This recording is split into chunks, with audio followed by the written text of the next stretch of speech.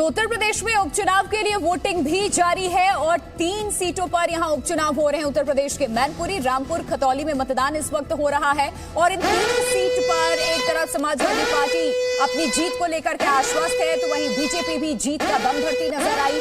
ये 3 ऐसी सीट हैं जहां पर आज उत्तर प्रदेश में उपचुनाव हो रहा है। सबसे दिलचस्प देखिए, यहाँ मैनपुरी की बात करें तो मैनपुरी की जो सीट है वो अभी हाल में खाली हुई है मुलायम सिंह यादव के निधन के बाद।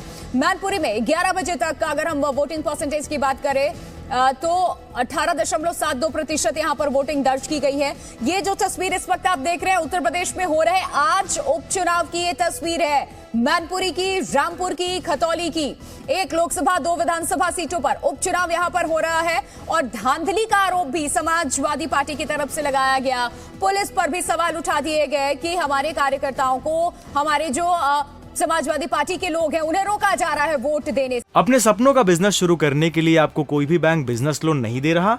बिजनेस लोन लेने का सीक्रेट जानना चाहते हो तो फ्रीडम ऐप को अभी डाउनलोड कीजिए। समाजवादी पार्टी अध्यक्ष अखिलेश यादव का पुलिस प्रशासन पर आरोप। एसपी कार्यकर्ताओं को परेशान कर रही है पुलिस, कार्यकर्ताओं को वोट करने से रोका जा रहा है। अखिलेश यादव ने ये तमाम आरोप लगाए। ये इस वक्त आपको बता दें उत्तर प्रदेश में ये 3 सीट पे इस वक्त उपचुनाव हो रहा है, जहां की तस्वीर आपको हम दिखा रहे हैं और कार्यकर्ताओं को परेशान करने का पुलिस पे आरोप समाजवादी पार्टी के अध्यक्ष अखिलेश यादव की तरफ से लगाया गया। उन्होंने कहा कि पुलिस प्रशासन रोक रही है वोटिंग करने से। जो समाजवादी पार्टी के समर्थक हैं, जो लोग पोलिंग बूथों का रुख कर रहे हैं, उन्हें परेशान किया जा रहा है, कार्यकर्ताओं को वोट करने से रोका जा रहा है।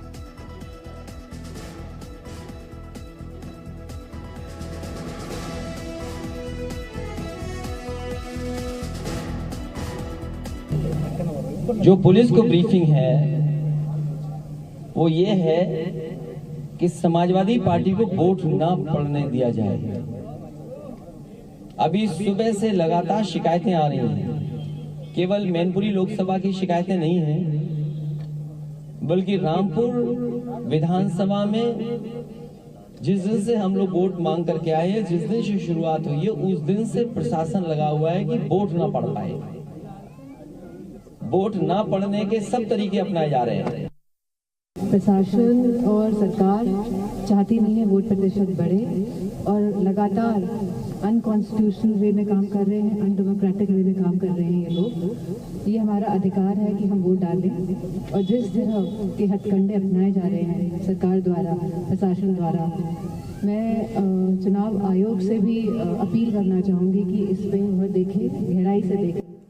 तो चुनाव आयोग से डिंपल यादव अपील करती नजर आई कि निष्पक्ष चुनाव हो। अखिलेश यादव ने चुनाव में धांधली का आरोप लगा दिया। इधर यूपी के डिप्टी सीएम केशव प्रसाद मौर्य का अखिलेश पर पलटवार देखने को मिला। समाजवादी पार्टी सिर्फ गुंडई जानती है, ये कहा है केशव प्रसाद मौर्य ने। हार की वजह से शोर मचा रहे हैं, ये कहा है केशव प्रसाद मौर्य ने।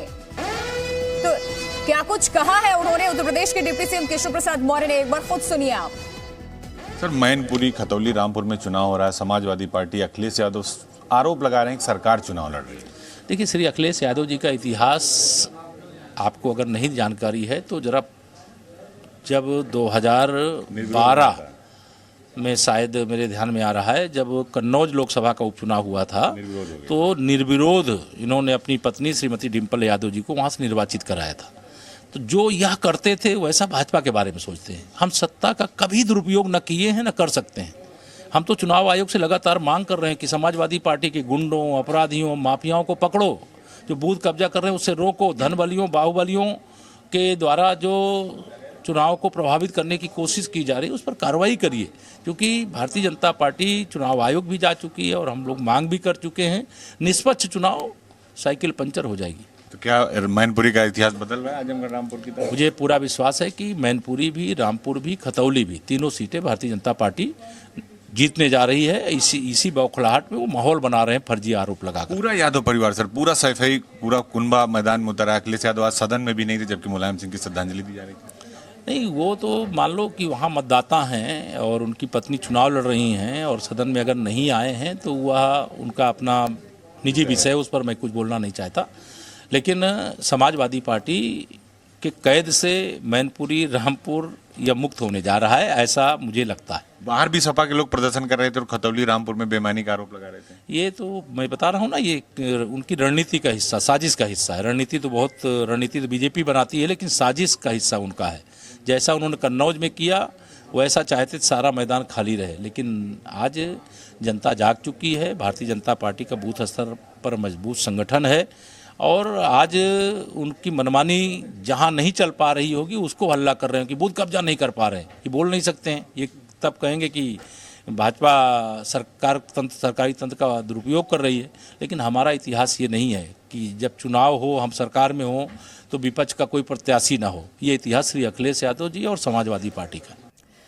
उत्तर प्रदेश के डिप्टी सीएम केशव प्रसाद मौर्य को सुना आपने, वो कह रहे हैं कि अखिलेश यादव की तरफ से जो आरोप लगाया जा रहा है वो बौखलाहट है। हार की वजह से हताश हैं अखिलेश यादव, इस वजह से इस तरीके के बयान अखिलेश यादव की तरफ से दिए गए। विशाल रघुवंशी जी मीडिया संवाददाता हमारे साथ इस वक्त जुड़ चुके हैं ग्राउंड से, सीधे उनका रुख करते हैं क्योंकि उत्तर प्रदेश में 3 जगह पर ये उपचुनाव हो रहे हैं। इसको लेकर के क्या अपडेट विशाल आपके पास, और इस वक्त ग्राउंड से क्या रिपोर्ट? यहाँ आरोप लगा दिया गया, यहाँ तक कि डिंपल यादव, अखिलेश यादव साथ आते हैं, इलेक्शन कमीशन से निष्पक्ष चुनाव करने की मांग करते हैं। सच्चाई क्या, आप तो ग्राउंड पे मौजूद हैं। देखिए, बिल्कुल निश्चित तौर पर कह सकते हैं कि आपको सबसे पहले तस्वीरें हम दिखा देते हैं कि हम इस वक्त सफाई में मौजूद हैं और मुलायम सिंह यादव के निधन के बाद ये सीट रिक्त हुई थी। डिंपल यादव यहाँ से प्रत्याशी बनाई गई थी और सुबह से ही जब हम तमाम, चाहे हम प्रोफेसर रामगोपाल यादव से बातचीत किए हों तब की बात हो या अखिलेश यादव, सभी लोग जो है इस बात को कह रहे हैं कि समाजवादी पार्टी का जो डेलीगेशन है वो बार बार चुनाव आयोग जा रहा है। और चूंकि आज 3 जो जगहों पर उपचुनाव हो रहा है, ऐसे में खतौली है, रामपुर है और मैनपुरी है। तो मैनपुरी में चूंकि लोकसभा है और ऐसे में सबसे पहले मैं आपको तस्वीरें दिखा देता हूं कि हम इस वक्त नेताजी की समाधि स्थल पे ही मौजूद हैं और यहाँ पर तमाम जो लोग हैं वो वहाँ पे आपको दिखाई पड़ेंगे। और अखिलेश यादव भी यहाँ पर पहुँचे हुए हैं। अभी कुछ देर पहले उन्होंने जो है रामगोपाल यादव से जाके बातचीत की है, मुलाकात की है। ऐसे में ये कहा जा सकता है कि अपने आप में एक जिस तरह से लगातार, चूंकि अभी जो मतदान है वो करीब 6 बजे तक चलना है, तो ऐसे में उसको लेकर तमाम जगहों पर जा रहे हैं, खुद जब होता है उत्तर प्रदेश में तो इस तरीके के आरोप प्रत्यारोप उस दिन भी लगते रहते हैं और पोलिंग बूथों से तस्वीरें सामने आती हैं कि जनता निडर होकर के घरों से निकल रही है, मताधिकार का इस्तेमाल कर रही है। बहुत शुक्रिया विशाल आपका तमाम जानकारी देने के लिए। तो यूपी उपचुनाव पर समाजवादी पार्टी के नेता धर्मेंद्र यादव ने क्या कुछ कहा है, सुनिए। नहीं, कोई चुनौती बीजेपी नहीं पेश कर पाई। मैं तो देखा हूं पूरे चुनाव अभियान में केवल प्रशासन लड़ रहा है, लेकिन अब मैनपुरी की जनता प्रशासन से लड़ने पर निकल पड़ी है।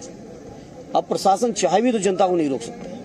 कोशिशें बहुत हुई, दबिशें पड़ी हैं, मुकदमे लिखे गए हैं, रेड कार्ड इश्यूज किए गए हैं, लोगों को फोन पे धमकियां दी गई हैं। आप सबके पास भी ऑडियो वायरल पहुंचे होंगे, वीडियो किस किस तरह के निकल के आ रहे सब पहुंचे होंगे, लेकिन किसी तरह की चुनौती पेश बीजेपी नहीं कर पाई। हाँ, प्रशासन के लोग जरूर चाहते हैं कि सपा का वोट ना पड़ पाए या कम पड़ पाए, लेकिन अब जनता मानेगी नहीं। वो सीट भी ऐतिहासिक सीट है। पिछले 10 चुनावों से आदरणीय आजम साहब लगातार वहां से विधायक हैं और उत्तर प्रदेश असेंबली के सबसे सीनियर मोस्ट विधायक रहे। वो एक ही सीट से रहे हैं। वो बहुत ऐतिहासिक सीट है समाजवादी पार्टी की, बहुत मजबूत सीट है और इस चुनाव में भी वहां से उम्मीदवार जो है हमारे आसमी रजा साहब वो जीत के आएंगे। एक छोटा सवाल और अगली खबर आपको बता दें कि लालू प्रसाद यादव के स्वास्थ्य से जुड़ी हुई खबर सामने आ रही है। बिहार के बेहद कद्दावर नेता लालू प्रसाद यादव का आज किडनी ट्रांसप्लांट किया जा रहा है। लालू की बेटी रोहिणी ने उन्हें किडनी डोनेट की है। सिंगापुर में लालू प्रसाद यादव का किडनी ऑपरेशन जारी है।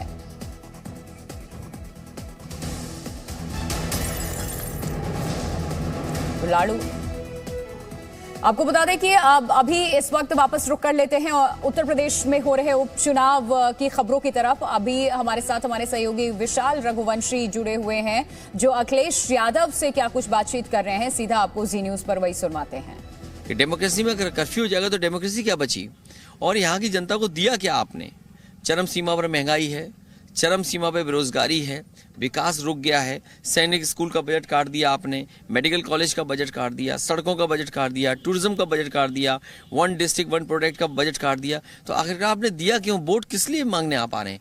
जो कुछ यहाँ विकास या काम दिखाई दे रहा है वो नेताजी का कराया हुआ है। उस विकास, उस काम को आगे बढ़ाने की जिम्मेदारी हम सब की है। लगातार इलेक्शन कमीशन समाजवादी पार्टी का डेलीगेशन जा रहा है, चाहे दिल्ली में प्रोफेसर साहब गए हों, लखनऊ में राजेंद्र चौधरी जी जा रहे हैं।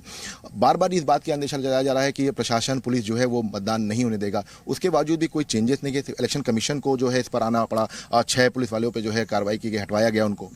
डे 1 से ये शिकायतें नहीं हैं और डे 1 से लोगों ने शिकायतें की थी। प्रशासन जानबूझ करके समाजवादी पार्टी को डरा धमका रहे हैं, उनका वोट ना पड़ जाए, उन पर मुकदमे कैसे दर्ज हो जाएं, इसकी कोशिश लगातार बीजेपी के सारे पर प्रशासन ने किया है। अच्छा, एक बड़ा सवाल है कि शिवपाल जी जैसे ही एक मंच पर आए, सीबीआई जांच की बात सामने आ गई, उनका बंगले को लेकर जो आवंटन था उसको भी लेकर बात आ गई, उनकी सुरक्षा कम कर दी गई। ये अक्सर सरकार करती है लेकिन इसका कोई फर्क नहीं पड़ता है। उनका सिक्योरिटी से स्टेटस नहीं है, यहाँ के विधायक रहे हैं, मंत्री रहे हैं, जनता के बीच में काम किया है। आप बंगला ले लें, सिक्योरिटी हटा लें, इससे कोई फ़र्क नहीं पड़ता है। जनता इस बार ये सब देख रही है किस तरीके से भारतीय जनता पार्टी डेमोक्रेसी ख़त्म कर रही है, किस तरीके से भारतीय जनता पार्टी के लोगों के इशारे पे प्रशासन झूठे मुकदमे लगा रहे हैं। और सीबीआई, ईडी बीजेपी की क्यों नहीं हो रही?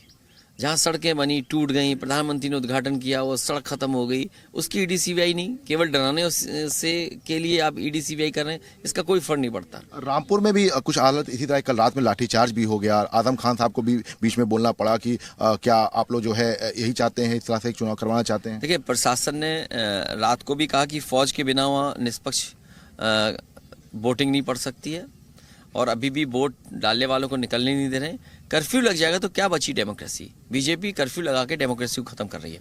ये आखिरी सवाल, नेताजी के बिना ये पहला ऐसा चुनाव है जो परिवार जो है सब एक साथ है, तो कैसा लग रहा है? क्योंकि देखिए आप पीछे समाधि स्थल है, यहाँ पे सफाई महोत्सव होता था। ये कुछ चीज़ें हम लोगों के आपके बस में नहीं है, नेताजी नहीं है, लेकिन नेताजी समाजवादी विरासत इतनी बड़ी दे के गए हैं। जब नेताजी इस आंदोलन को यहाँ तक लेकर के आए हैं तो हमारी सबकी जिम्मेदारी बनती है कि अगले 50 साल तक इस आंदोलन को लेकर के जाएं और जो गति विकास की उस समय थी उसको आगे बढ़ाएं। फिलहाल बहुत शुक्रिया बात करने के लिए। हमारे साथ सीधे तौर पे कहा जा सकता है कि लगातार जिस तरह से तमाम जगहों पर समाजवादी पार्टी ने शिकायत की, उसके बाद चलिए, विशाल रघुवंशी को सुना आपने, अखिलेश यादव से बातचीत उन्होंने की है, तमाम सवाल भी पूछे हैं उत्तर प्रदेश में हो रहे आज उपचुनाव को लेकर के। अखिलेश यादव की तरफ से सीधे तौर पे देखिए, ये पुलिस पे आरोप लगा दिया गया है कि स्थिति ऐसी है कि समाजवादी के जो समर्थक हैं उनको बाहर तक निकलने नहीं दिया जा रहा है और निष्पक्ष चुनाव नहीं हो रहा, ऐसे आरोप लगाए गए अखिलेश यादव की तरफ से। अपने सपनों का बिजनेस शुरू करने के लिए आपको कोई भी बैंक बिजनेस लोन नहीं दे रहा? बिजनेस लोन लेने का सीक्रेट जानना चाहते हो तो फ्रीडम ऐप को अभी डाउनलोड कीजिए।